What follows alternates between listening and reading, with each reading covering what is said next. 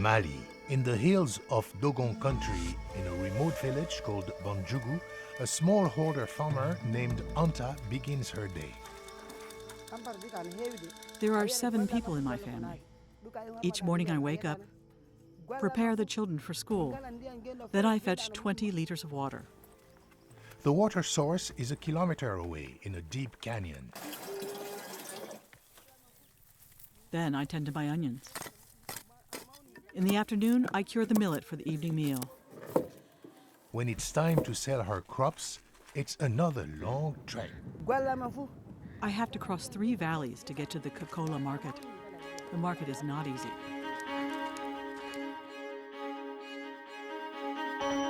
Across Africa, millions of smallholder farmers face the same routine of long walks to uncertain markets in a region where food security is uncertain. Food security is when all people have enough access to the right kinds of foods that they need to meet their nutritional needs throughout the year. Most food is grown by the private sector, by small farmers.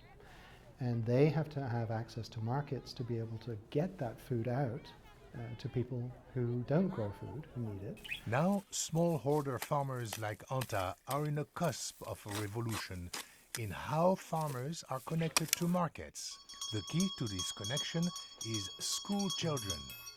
It turns out that one of the most reliable reducers of poverty in Africa is school attendance. For every additional year of education, every one additional grade that a child stays in school has a measurable impact on national economic growth and poverty reduction as a result of that. So that's why it's so important to keep children in school. How does school attendance reduce poverty? It happens when school children are fed. The evidence is quite strong that the provision of meals in schools is a major attractor for children to come to school, even if they've never been to school before. There's always a bump in attendance. When school children and farmers come together, they both win. This is the story of a revolution in school feeding, a revolution that reduces poverty. It's called homegrown school feeding, and in Africa, it's now underway. With homegrown school feeding, it's really a school feeding sourced by local farmers. It's using the local product for school feeding. So it's like a program from the village to the school. It's local farmers are supplying their own school. Feeding school children is nothing new. These days, school feeding in one form or another is being applied by governments pretty much in every country in the world. It's being accepted as not just as a good idea, but something that governments really ought to do. What's new is how the public and private sector come together. Homegrown school feeding uses national governments to purchase food from local smallholder farmers to feed school children and reap the benefits. Homegrown school feeding is different in every country, but each program has a few things in common. In a region where few farmers have reliability in income, homegrown school feeding provides a structured demand. Schools provide a guaranteed food market for farmers who know they will get an agreed price. Local school children eat at school, which improves learning. Homegrown school feeding programs are run at the national level and result in collaboration between ministries of education, agriculture, and health. And it has to start somewhere. Mali has undergone conflict that has torn its north. From the ancient city of Timbuktu to the hills of Dogon country, Mali has been seeing one of the most intense conflicts in the world. Yet, through all this, implementing homegrown school feeding has carried on. This means that farmers like Anta in Banjugu might soon be part of a national solution to school feeding, as homegrown school feeding takes its first steps in Banjugu. On the other side of the continent, a government-supported HGSF program is now starting to spread its wings. Naivasha, Kenya, a community alongside Lake Naivasha in central Kenya.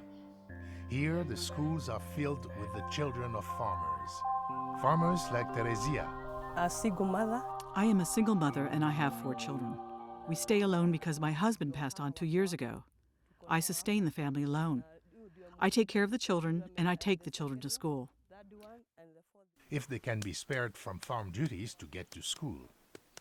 That school is North Karate Primary School, and it is here that the Ministry of Agriculture began a homegrown school feeding program. So I would say that the issue of absenteeism was rampant. Children come to school when they are not well fed.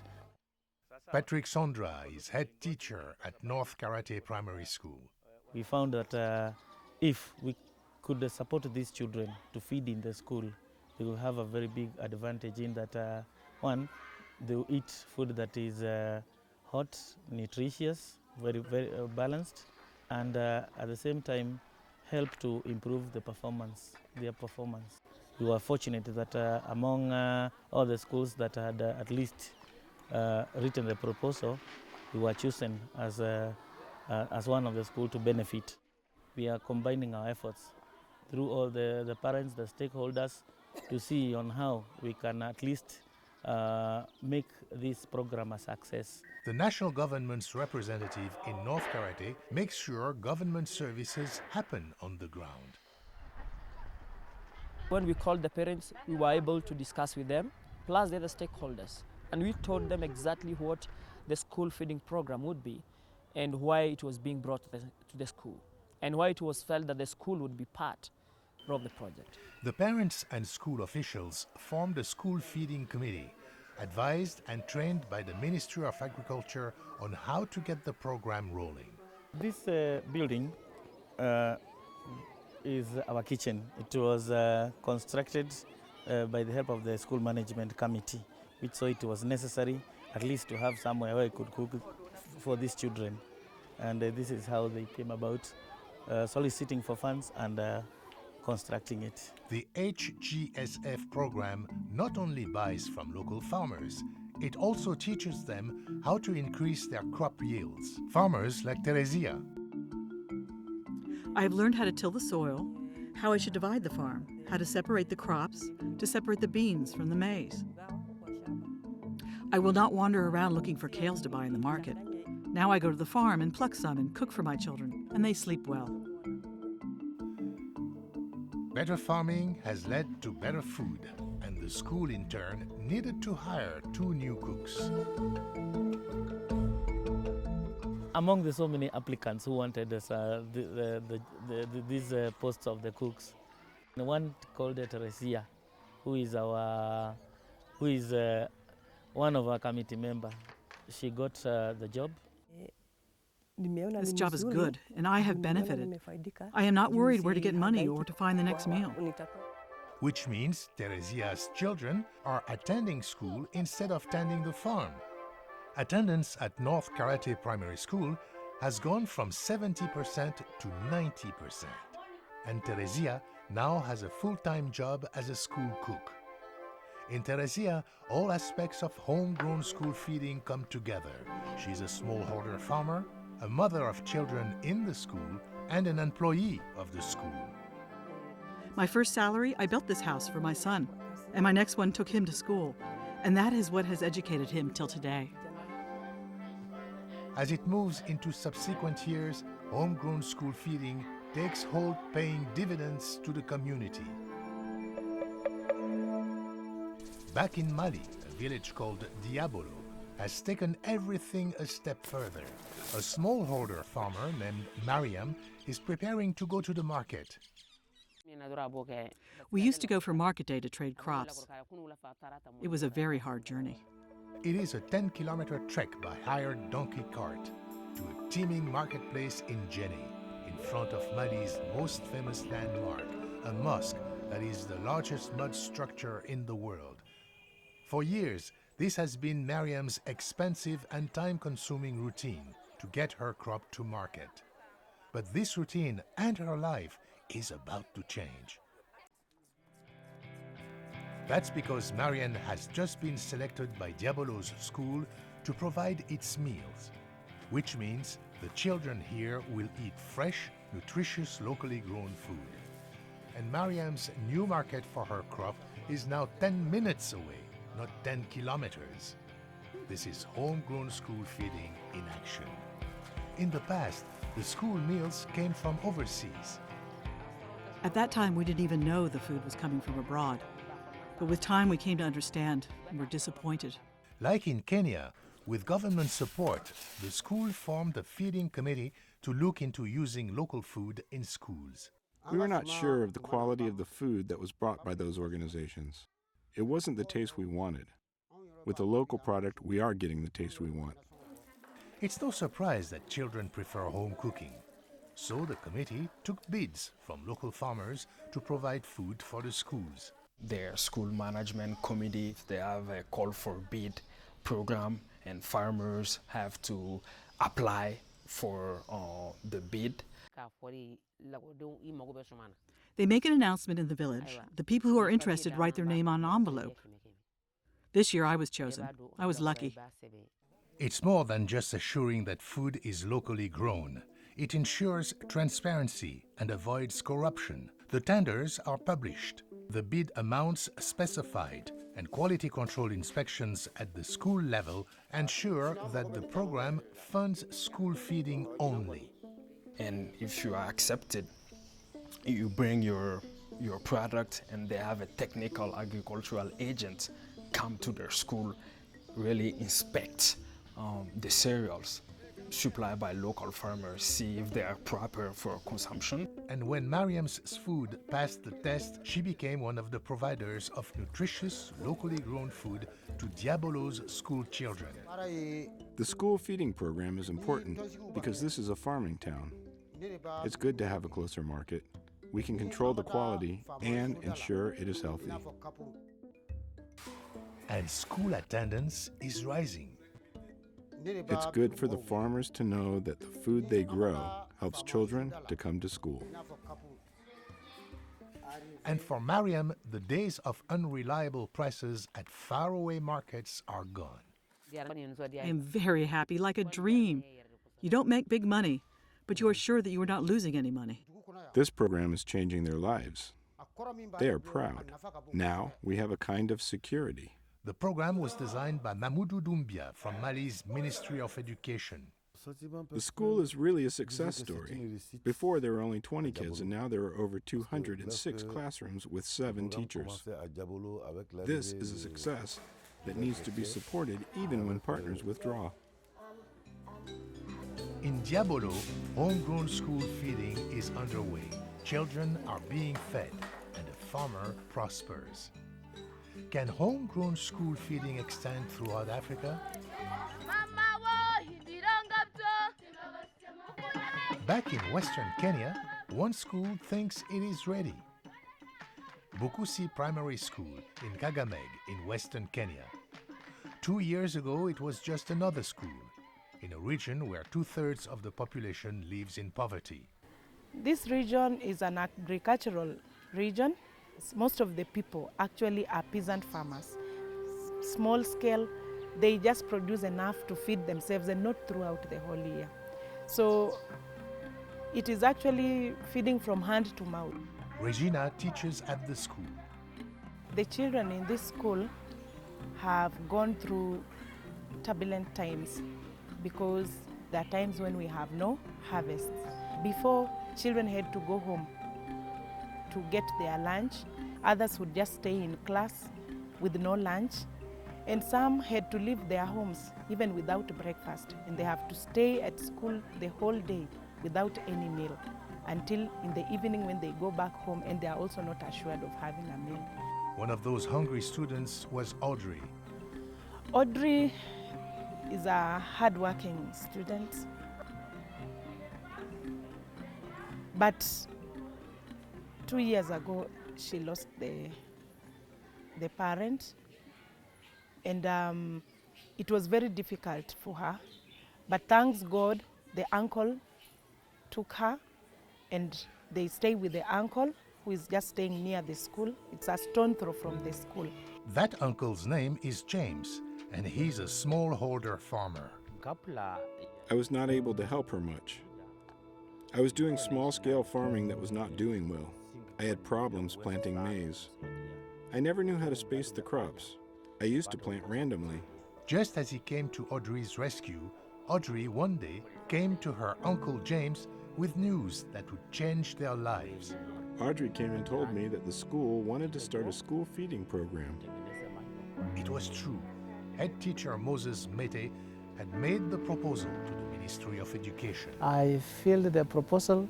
After some 2 months, they came back and told me, your school has won, you'll be given the program. When I heard of this feeding program, first of all, it came like a dream.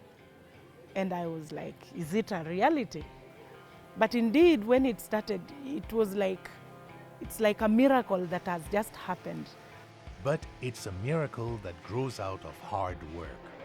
I applied for the tender to supply food to the school, and the school told me to go for training first. I was taught on how to space my crop and the quality of the seeds to use, and how to portion the fertilizer when planting. On nutrition, we were taught on diversification of foods, to include foods that add energy and vitamins such as beans. These better farming skills increase rural development. I started to yield more on my farm. He's an entrepreneur who wanted to increase his production, and from his 3-acre farm, he was able to take the technologies which were taught in school and implement. The reliable, structured demand for his crop has changed James' life. The output of his farm is up more than 500%. When I started, I produced 18 bags of maize, and then progressed to 32 bags, then 50. Then I reached 86 bags last year. Today I have 100 plus bags. In school, Audrey, who once went hungry, is getting fed. In the last exams, she was actually position 3. I see she has a lot of potential, that even in the national exams, she is likely to perform very well. Audrey is not an isolated case. In the 2 years since the school feeding program began, Bikusi Primary School has been transformed. In Kakamega, Bukusi Primary School, they were able to increase their performance index from 242 to 276, which is quite substantial, which means that more children were able to access secondary schools instead of them dropping and going back to the village. And we were awarded a certificate of best improved school in the district. And this lunch assisted the children to improve. The question of malnutrition, it is not there now. And James, the farmer, is not finished learning either. Through the school feeding program, the Ministry of Agriculture has also trained him on how to store grain. That has boosted the price he gets. The training on storage has helped me when I harvest. I store my grain and wait for when the prices are at a higher profit. This surplus he can sell outside the school and increase his profits. And James is reinvesting his profits in better farming and a better life for his children. I used to live in a small mud house, but since the program, I was able to build a bigger stone house. The structured demand of homegrown school feeding has allowed James to invest in his farm and increase his productivity, selling not just to the school, but everywhere. This is how homegrown school feeding works, increasing skills and the development of rural communities. Kakamega area, there are a lot of more farmers taking up technologies of improved use of fertilizers and quality seeds, and they have been able to produce more food. So increasing food security has been also a major benefit. I feel good when I see my child eating this food. I see her health improving. The evidence that school feeding works is clear, but school feeding is complex and challenging. It's not one size fits all. School feeding programs need to be designed to meet their local needs and constraints. Gathering empirical evidence of what's working and what isn't is crucial. Innovation and technology can help governments implement homegrown school feeding programs that meet their needs. There's even a web app that gives local farmers critical information on their meal ingredients quantity and price. This kind of innovation could make homegrown school feeding easier than ever to implement. In fully realizing homegrown school feeding, the government's support of the program is critical. Governments are simply connecting the dots, that by getting their own children into school early, keeping them there, having them come out as more productive adults, as well as more productive parents, is essential to the future of their countries. The way my government did it, we wanted to create a cycle. So we said we should make school feeding home-based. We should use the foodstuffs that are indigenous to the community. And so with this, we created the cycle of helping the small farmer in the village sell the produce, and then the mother also gained some employment, and the child got the benefit of good meal. Many groups are working with the Partnership for Child Development and national governments to improve school feeding systems in Africa and seeing results like James all over the region. No matter where they are in Africa, farmers who can't sell enough crops for a good price are less likely to send their children to school. Children who do not attend school are more likely to get poorer. With homegrown school feeding, this vicious cycle can be stopped. Farmers like Anta, Teresia, Miriam, and James have a reliable market with good prices. Their children go to school where they eat and learn. And in the end, the farmer and the school child have both won.